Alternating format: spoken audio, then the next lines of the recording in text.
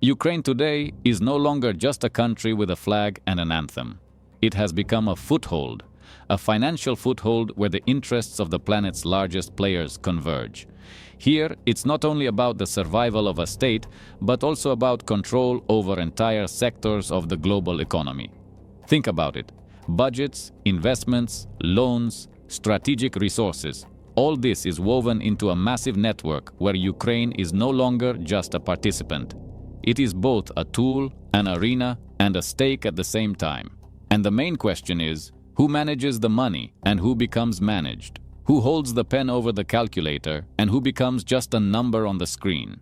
To put it bluntly, before our eyes a drama is unfolding. The drama of a country balancing between independence and dependence, between a chance for development and the risk of being turned into a financial appendage. That is why the conversation about Ukraine's budget has long ceased to be about numbers. It is a conversation about geopolitics, about future resources, and about who will gain control over the most valuable assets: money in exchange for access to resources. This is the formula increasingly heard in backrooms. Lithium, uranium, titanium, rare earths. These words now sound as powerful as oil and gas.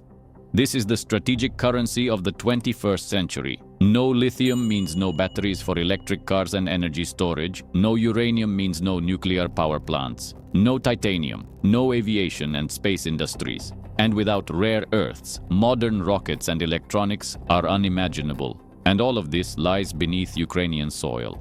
The West understands this perfectly. That is why, alongside loans, credits, and budgetary support, there is always an unspoken line. Yes, we will give you money, but what in return? And the answer often comes in the form of strategic resources. Not through direct deals, not through open contracts, but through funds, investments, privatization, and access to extraction. In reality, it looks like this. Ukraine receives financing, but at the same time opens the doors wider and wider to spheres once considered untouchable.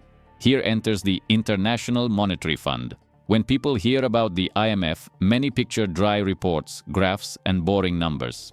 But for Ukraine, the IMF is no longer just an abbreviation. It has become a kind of external wallet, without which the budget simply does not balance. Look at the draft budget for 2026. The deficit figures don't look like a technical line item. They look like a sentence. Hundreds of billions of hryvnias simply don't exist inside the country.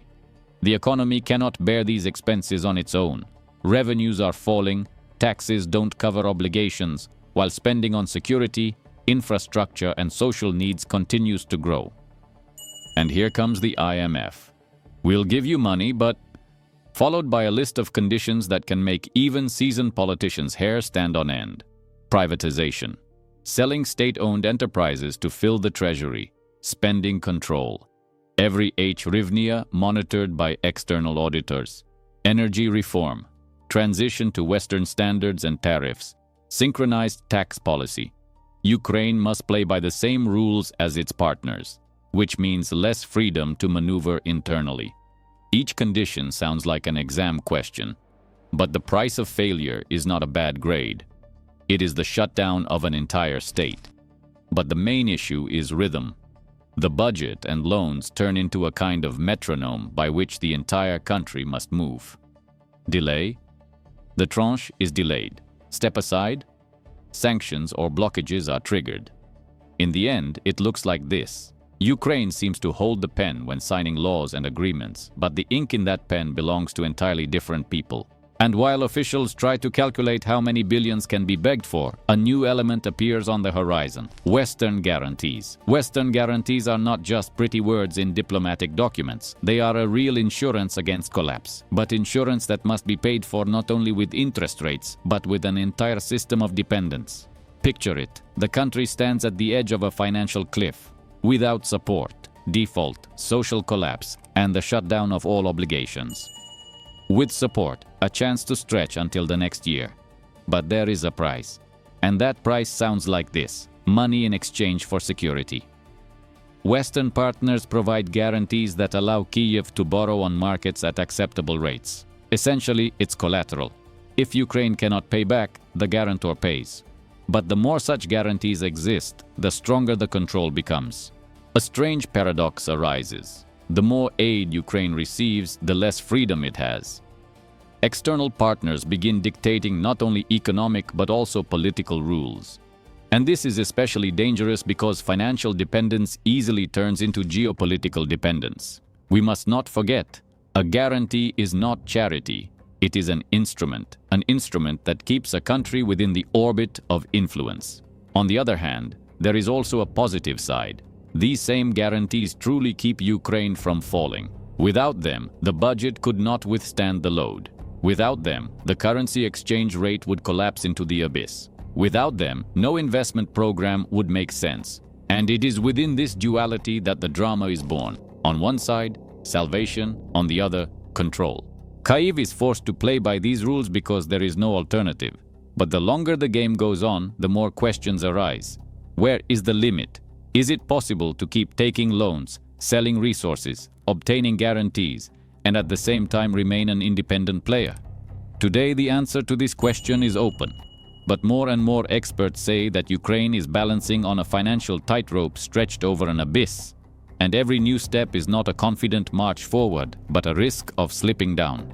And here we come to the final point, a conclusion that sounds harsh and alarming. Ukraine stands at the edge of a financial cliff. This is not a figurative comparison, but a reality confirmed by numbers, decisions, and conditions. Every new year is like walking on a tightrope, where on one side lies hope for development, and on the other, the danger of losing sovereignty. Think about it. The state budget for 2026 cannot be put together without external injections. The deficit is measured in hundreds of billions of hryvnias. Tax revenues do not even cover half of the obligations. The economy functions, but its resources are catastrophically insufficient.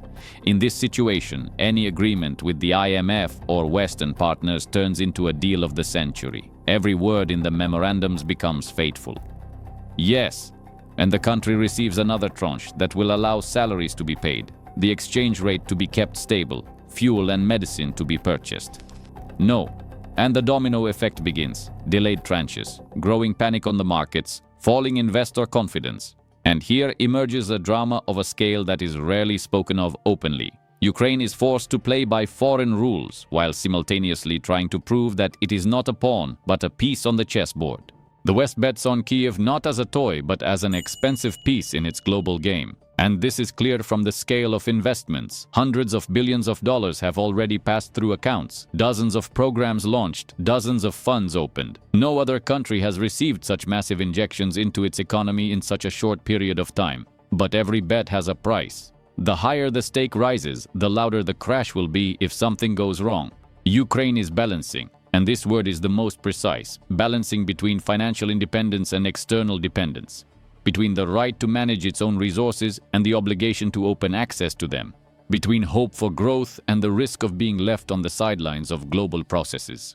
Today, the country looks like a player given an expensive suit and a seat at the VIP table. But the question is this table one for equal partners, or is it a table where you were invited only because in your pocket you hold the needed keys to lithium deposits, uranium mines, rare earth vaults? Can Ukraine turn this moment of dependence into a chance for a breakthrough, or will it remain merely a field where others play their games? There are no answers yet, but one thing is clear. Time is ticking, and every budget figure, every agreement, every decision becomes an element of a great drama, the drama of a country that has become a financial foothold.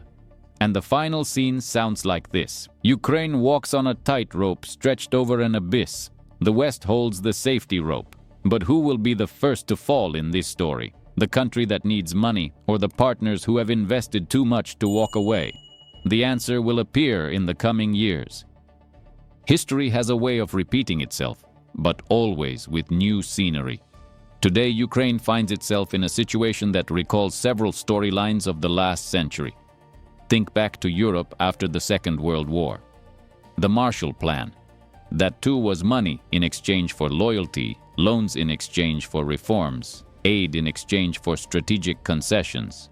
Countries rebuilt their cities and factories, but at the same time entered a system of rigid dependence on the United States. That bet paid off. Europe rose again, but the price was obvious: political and military integration into the Western Bloc. Another example is Latin America in the 1980s. Huge debts, IMF tranches, conditions of structural reforms. For many, it ended in a lost decade. Economic growth stopped, inflation soared, and social unrest erupted one after another. Where will Ukraine end up? Its narrow path runs between these two scenarios. On the one hand, there is a chance to repeat the European model: injections, loans, aid, access to markets, and at the end, a new economy integrated into the Western system with a higher standard of living and the possibility of long-term growth. On the other hand, the risk of the Latin American scenario has not disappeared. When debts pile up faster than the economy grows, when every new tranche is spent not on development but on patching holes, when the state turns into a perpetual debtor that no longer decides but only agrees. And now add another factor: resources. Ukraine holds in its hands minerals vital for the economy of the future. But who will manage this wealth? The country itself, or the investors who come under the umbrella of Western guarantees? Experts warn if resources are traded away now to cover short-term budget gaps, tomorrow the country will be left without a strategic reserve for a breakthrough, and then the path to independence will become even longer.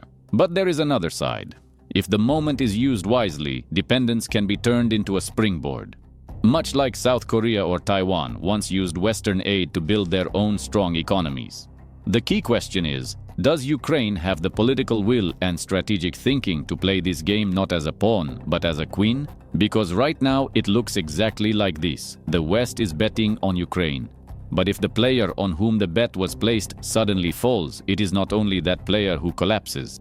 The entire structure of bets and guarantees crumbles. And then the drama rises to a new level. One where the matter is no longer only about the Ukrainian budget, but about trust in the global financial system as a whole. So the coming years will be a test not only for Kyiv, it will be an exam for Washington and Brussels as well. Ukraine is not a toy, but a major piece. But can it remain on the board instead of being knocked aside? The answers to these questions will determine not only the country's future, but also the balance of power in the global economy.